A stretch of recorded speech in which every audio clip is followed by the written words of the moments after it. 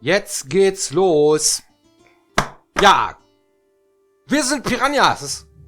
Und wir sind äußerst ungehalten heute, weil wir machen nämlich heute Controller-Crashing. Das ist die Jenny, ich bin der Björn. So, was heißt denn das? Das heißt, dass du vor lauter Wut deinen Controller durchs Zimmer schmeißt.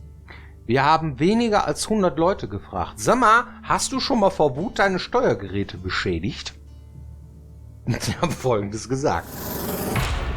Nein, noch nie. Ich bin da sehr pfleglich. Ich gehe da auch immer mit einem Desinfektionstuch dran, jede Woche. Also da bin ich sehr penibel. Nein, ich wertschätze meine Hardware. Es ist verwunderlich, dass noch keine kaputt gegangen sind. Also ich habe schon auf Tastaturen geschlagen, Controller durch die Gegend geworfen, einen Schrank zerstört, glaube ich, als Kind. Mit meiner Faust aber damals. Also es ist eigentlich erstaunlich, dass noch nichts kaputt gegangen ist. Das letzte Mal, glaube ich, als ich 16 war, da war es dann mein Klapp-Handy, das waren dann hinterher 2 Handys, aber seitdem nicht mehr. Ich habe noch nie vor Wut meine Steuergeräte beschädigt. Ich habe mal eine Tastatur zerbrochen. Aber das war's. Einmal in meinem Leben. Mit fast 50. Ja, ist schon so eine Charaktersache, ne? Ob man das macht oder nicht, oder? Ja, ich muss zu meiner Verteidigung sagen, ich habe sie nicht beschädigt. Aber du hast FIFA gespielt und Manuel Neuer hat seinen Ball ins eigene Tor geschossen. Oder so was Ähnliches, ne? Nee, das war genau so. Ja? Manuel Neuer war aber meiner. Verstehst du? Und ich habe nach rechts gezielt. Und er dreht sich um und schießt den Ball ins eigene Tor. Ja, weil die Püppchen halt so eine Latenz haben, ne? Und dann musst du halt im Voraus planen und so. Dann macht er Diese halt, indirekte Steuerung, darauf komme ich nicht klar. Da werde ich wütend. ja, Ne? das ist wie so ein Gummiband, so hier lang, da lang. Und wenn du dann vorher so machst und so, dann macht er halt mal irgendwie. Gerade bei FIFA Das hat das auch Gegenteil. noch so eine Gruppendynamik. Wenn du mit mehreren Leuten spielst, dann machen die sich dann aber auch alle über dich lustig. Weil du so kacke Das bist. ist doch auch lustig. War das blöd. Ja, was ist blöd? Ja, ich meine, ja. Ich habe überhaupt keine Chance bei dem doofen Spiel. Ja, das Ergebnis, ne, am Ende des Tages ist, dass wir kein FIFA mehr gespielt haben. Ich spiele kein FIFA mehr. Jenny spielt kein FIFA mehr, weil Nein. das ist besser für die Nerven. Ja. Gibt's bei euch denn auch so Spiele, die euch so aufregen, dass ihr irgendwie... Oder macht ihr das überhaupt? Ja? Seid ihr so wütend, dass die Peripherie darunter leiden muss? Also ich hatte meine Tastatur zerschlagen. Hier. Aber weil dieses blöde Ding, ja, ständig irgendwie getriggert hat.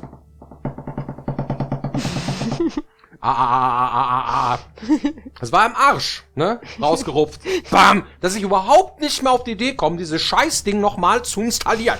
Oder dran zu machen. Das war im Arsch. Arsch. So. Ja, das kenne ich. Ich kenne das. Aber das mache ich eigentlich nur nicht aus Wut der Sache oder Computerspiel oder so, sondern wenn das Ding selber im Arsch ist eigentlich und ich weiß, ich schmeiß es eh weg. Dann kann ich so eine Entladung dann irgendwie mache ich wohl. Aber das Schlimmste wäre sowas wie den Controller nehmen und in den Fernseher werfen oder sowas. Okay, Ne? das wäre wirklich schon ziemlich Das ist blöd. schon...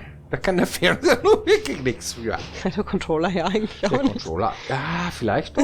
Ja, vielleicht ist er immer einmal. Mehr als auf jeden Fall der Bildschirm, weil der zeigt ja nur an, ich bin nur der Überbringer der schlechten Nachrichten. Der ist aber gehängt und erschossen. So, ja. Die erste Konsole, die ich hatte, war ein Gameboy. Oh ja. Damals gab es so Spiele wie Super Mario. Und mein Bruder hat zeitgleich auch einen Gameboy gekriegt. Ja. Mein Bruder war aber so ein bisschen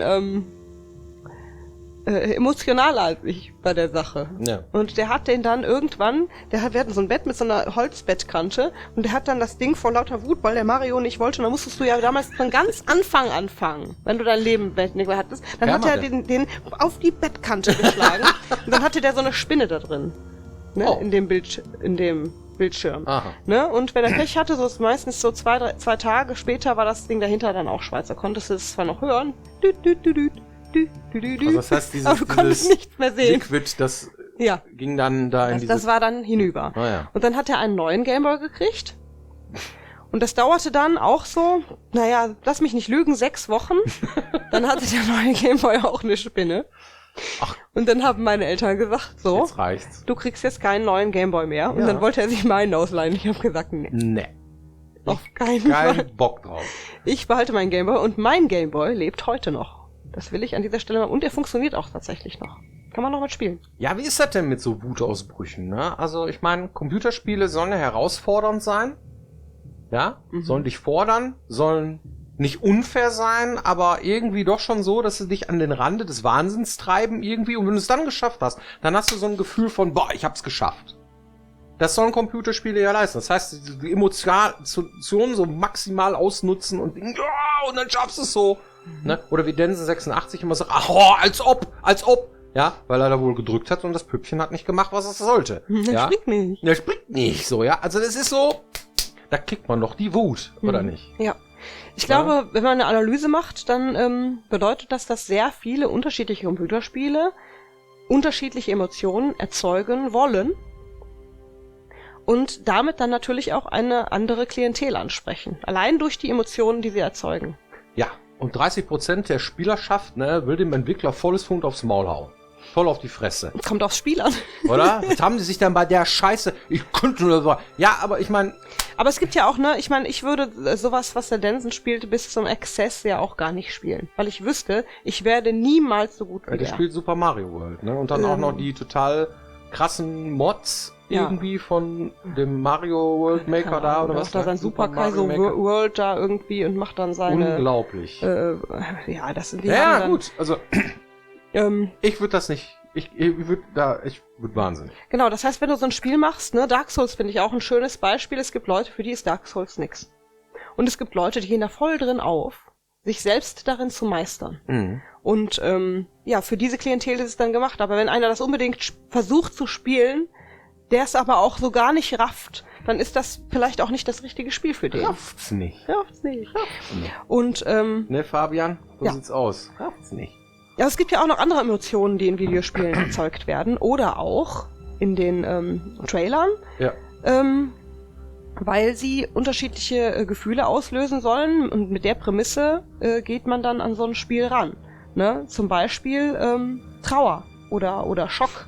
Ne? So ein Schockerlebnis, wenn ich das erste Mal irgendwie sowas sehe und denke so, oh mein Gott, was ist denn da passiert irgendwie? Ein schönes Beispiel fand ich auch an der Stelle diesen Dead Island Trailer. Der war total traurig und du dachtest, oh mein Gott, irgendwie. Aber das Spiel selber, da bist du quasi in dieser Zombie-Apokalypse rumgelaufen. Da hat man eigentlich eher Schiss als Traurigkeit, ne? Genau. Und Schiss hat irgendwie von den Typen erwischt zu werden. Das sind so die ersten Gefühle, die da ausgelöst werden und auch häufig hat gerade das Trauergefühl in so einem Computerspiel zur Folge, dass du quasi einer bestimmten Figur helfen willst. Mhm. Du möchtest gerne, und da kommt dann die Motivation ins Spiel, etwas tun, damit es besser werden kann. Egal was das ist. Jemand hat in einem Computerspiel am Anfang des Spiels eine Figur verloren. Ne?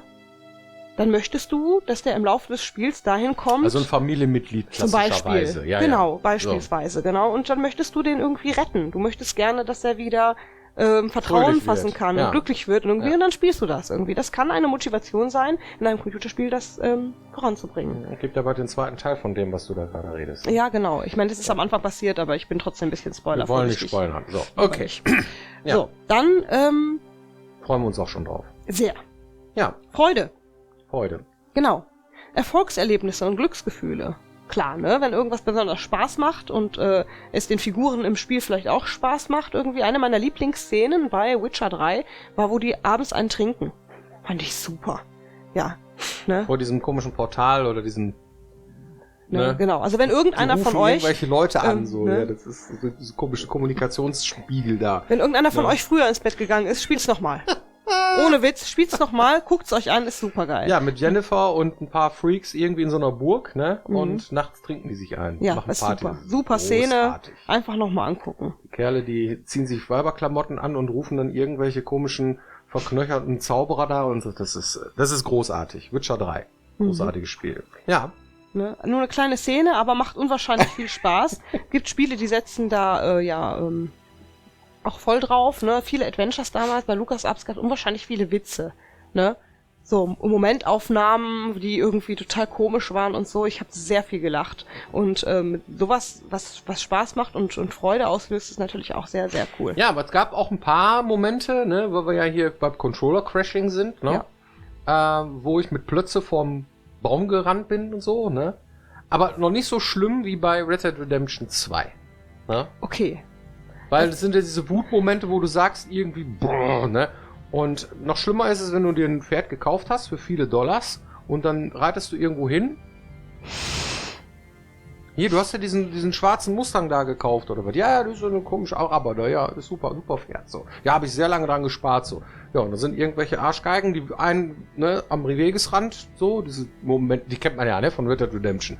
Und, dann bedrohen irgendwelche Gangster, ne, mit irgendwelchen Lampions da irgendwo im Wald, so einen Typen und wollen den erschießen. Und du denkst, boah, den rette ich mal. Und dann reitest du dann in die Szenerie, ja, und dann auf einmal hampelt der da rum und schlägt sich und bla und dies und das. Dein Pferd geht in Flammen auf und alles brennt und du hast die Typen erschossen, den Typen auch, den du dann retten wolltest und so. Und dann stehst du dann da und sie sagt zu mir, wie, ist dein Pferd jetzt weg? Ja, da kriegt man schon die Wut, ne? Ja, willst du das denn nicht nochmal laden? Nein, ich will das nicht nochmal laden. Ich bleibe jetzt mit meinem alten Klepper. Und dann habe ich mir den alten Klepper genommen und habe das Spiel dann komplett mit dem alten Klepper, den ersten Gaul, den ich hatte, durchgespielt. So. Weil ich die Wut hatte. So, es reicht. Ich kaufe mir kein Pferd mehr. Das Pferd ging in Flammen auf. Ja, ist ja realistisch und soll er herausfordernd sein. Nein, und so lässt weiter. es nicht. Naja, also, doch, wenn man das so machen würde, würde es wahrscheinlich genauso ablaufen, ne? Ja. Dann wärst du Ja. aber auch ein verdammt schlechter Reiter. Ich wäre mit abgefackelt. Ja, auf jeden Fall. Ja. Ja, genau. Ja, und das mit der Wut ist, wie du schon richtig gesagt hast, das machen halt Spieleentwickler aufgrund der Herausforderungen. Denn im gewissen Rahmen, wenn der Spieler es rafft, erzeugst du dadurch auch sehr viel Tiefe. Ja, wenn das Spiel zu einfach ist und Ja. überhaupt gar keine Herausforderung darstellt, dann ist es ziemlich lame oft. Ja. Ja, dann ja, aber, oh, da kommt ein Gegner, du hast überhaupt keinen Schiss vor dem, und dann ist der hinüber. Und wenn die Herausforderung da ist und du musst sagen, okay, was habe ich denn jetzt noch für Muni? Welche Mittel könnte ich nehmen? Gehe ich von rechts oder von links? Du fängst an zu taktieren. Das macht es dann natürlich auch Grad aus. ist halt schmal. Ne? Es gibt halt viele unterschiedliche Leute. Ne? Der Denson zum Beispiel, der hat dieses Smash Brothers Pro da gespielt, irgendwie das erste Mal im Unperfekthaus hier und hat, der kann ja super solche Spiele spielen, ne? Aber der kam dann dahin und dann kamen dann die anderen und kam er raus und sagt mit dem gleichen Gesicht, die haben mich zerstört, weil er das nicht gelernt hatte, so, ne? Das ist seine Art, damit umzugehen, er nimmt das mit Humor, aber andere, die diese Sachen dann sehr ernst nehmen, ernst nehmen, die kriegen dann die Wut, ja? Kriegen dann die Tränen in den Augen und sind total verzweifelt. Das heißt, es ist auch abhängig vom Spielertyp tatsächlich. Das ist so eine Charaktersache, ne? Wie schwer darf es denn sein? Und es ist natürlich verpönt, am Schwierigkeitsgrad rumzupruckeln, ne? Also wenn, dann möchte man natürlich schon auf Ultra Insane stellen, ne? Weil sonst ist man ja irgendwie nur eine Mimi oder was, ne? Ist doch Quatsch. Soll doch Spaß machen. Man muss schon für sich selber, also meine Meinung ist, man muss für sich selber rausfinden, stelle ich auf leicht, stelle ich auf mittel oder hast du nicht gesehen, weil es hat schon eng mit dem Schwierigkeitsgrad zu tun. Deswegen bieten wir die ja auch an. So, ne? Jetzt können natürlich Leute sagen, ja, aber der einfachste Schwierigkeitsgrad ist immer noch Frust. Was hab ich eure Spiele und ich könnte doch, wie viel Controller ihr mir jetzt bezahlen müsst, die ich kaputt gehauen hab, so, ja. Ja, aber es ist auch schwierig, weil wenn du es zu leicht machst, dann finden die Leute das kacke, ne? Den normalen Schwierigkeitsgrad spielen die meisten, weil es ja normal. Du fängst an zu spielen und spielst halt. Ja, normal ist normal. Gut, mal gucken, wie sie es gemeint haben. So, ist aber für viele dann zu schwer. Und dann werden die frustriert. So, ne? Und dann kriegen die Wut. Auf uns vor allem, weil wir haben es ja verbrochen. So, ne? Das ist da schon, es ist nicht so einfach. Man kann es eben nicht allen recht machen. Ja. Ja, aber man kann es zumindest ausbessern mit verschiedenen Schwierigkeitsgraden, das stimmt schon. Ja. Und zu deiner Densen-Geschichte, er setzt sich dann aber auch hin und lernt das zu Hause. Und beim nächsten Mal, Dann packt ihn der Ehrgeiz. da kann er das. So, ne? Also das ist auch so ein Phänomen dann Ja. von so einem Charakter. Ja. Ja, was gibt's noch? Angst. Ich bin zum Beispiel ein großer Horrorspiel-Fan. Ne? Controller-Crashing. Wo ist er? Kaputt. Ich bin ja eher ein Erstarrer. Ja, yeah. Ja, wenn irgendwo mich etwas tierisch erschreckt, dann erstarre ich. Ne, kennt ihr diese Schafe? Es gibt doch irgendwie diese Tiere, die dann so tun, als wenn sie tot umkippen, wenn sie sich erschrecken. So, und dazu gehöre eher ich. Und ja, das ist auch, warum haben Menschen eigentlich gerne Angst? Ja, gibt auch welche, die haben das nicht, logisch, aber also, dass ich überhaupt mich in diesem Computerspiel begebe ich mich in eine Situation, wo ich im Lebtag nicht sein will, weil der Rest deines Lebens so langweilig ist, dass du das irgendwie aufpeppen musst, habe ich manchmal den Eindruck. Das stimmt aber nicht. Ja, dann habe ich keine Erklärung dafür, warum du das machst. Ja, okay, ich gebe dir eine andere. Ich spiele etwas, was ich im Leben... Also es ist fiktiv, das ist Punkt 1. Ja. Und darum wird es sexy, weil mir passiert ja eigentlich wirklich was. Ja. Ich habe nur das Gefühl, dass Man es könnte, ja. Ne? Und dann kann ich halt Dinge ausprobieren. Also ich glaube so, sich seinen Urängsten zu stellen, das steckt so in einem drin und führt dann dazu, dass man auch eine Art Belohnungsprinzip anschmeißt, weil man sich dieser Situation aussetzt. Und deswegen geben Angstgefühle auch gleichzeitig irgendwie so Lustgefühle mit und das macht dann Spaß. Damals Doom 1. Ersten Rechner gekauft, erst PC. Mann, habe ich einen Schiss gehabt, um die Ecken zu laufen, weißt du? Und wenn dann hier diese komischen, ich weiß nicht mehr, wie sie hießen, weißt du, um die Ecke kamen und dann, diese komischen Echsenmenschen da, boah, da hab ich mich erschrocken. Aber man hat's immer wieder gemacht, ne? Und irgendwann kommt dann so eine Gewöhnung da rein. Ne? Dann kommt man dann irgendwie. Es gibt Leute, wie der Format C, der Helge, der spielt vornehmlich gerne Shooter. Wenn der spielt, so, bei dem wirkt das so, als würde der sich, da kann sonst was passieren, der erschreckt sich überhaupt nicht mehr. No? Selten. Ja, der mag das halt, der findet das super. Oder hier Olli aus dem Unfall, unser Kollege, der kannst doch Grauer-Spiele nicht spielen lassen. Der gruselt sich so null. Unser Ne? Ich mach mir schon die Hose beim Zugucken. Olli Petri. Und er, hä? Ja, so. Ne? Ne? Und vermutlich ist sowas, aber das hier, ne, Controller-Crashing, wenn du mit ihm Cuisine Royale gespielt hast oder so, dann kriegt er auch die Wut.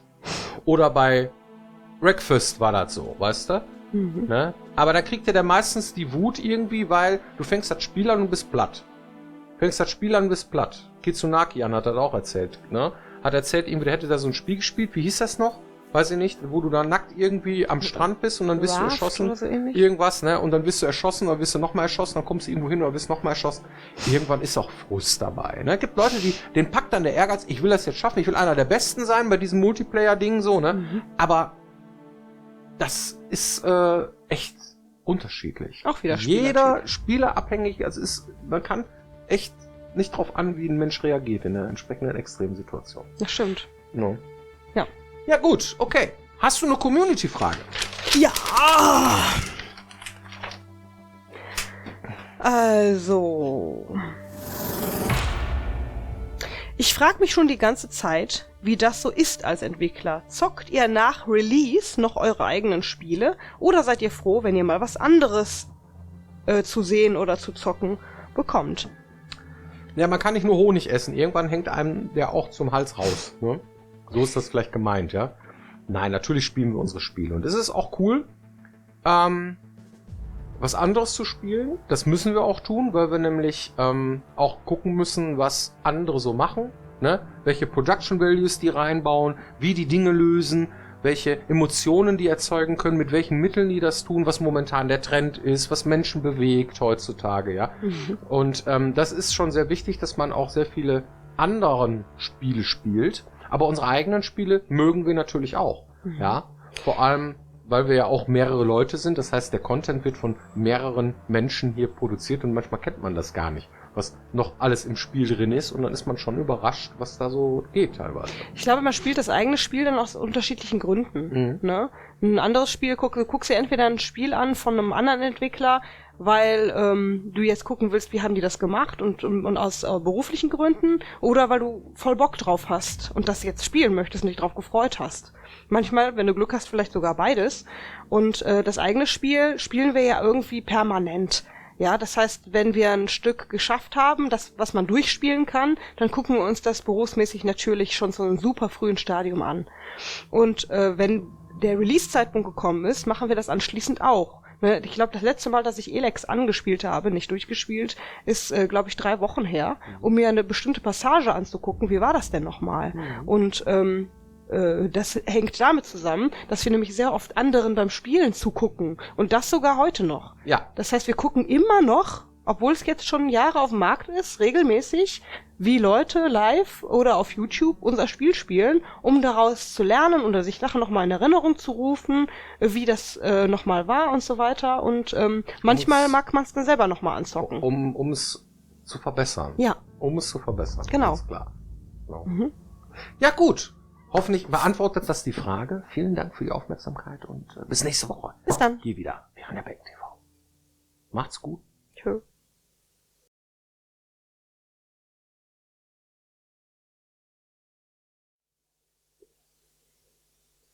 Immer so ein Scheiße auch, ne? Controller-Crashing.